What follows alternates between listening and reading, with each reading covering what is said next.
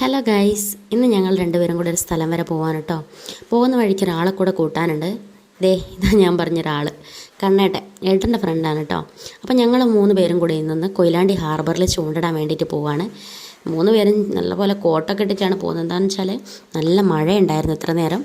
പിന്നെ ചെറിയ ചാറ്റൽ മഴയെ ഞങ്ങൾ പോകുന്ന സമയമൊക്കെ ആകുമ്പോഴേക്ക് ഫൈനലി ഞങ്ങൾ കൊയിലാണ്ടി ഹാർബറിൽ എത്തിയിട്ടുണ്ട്.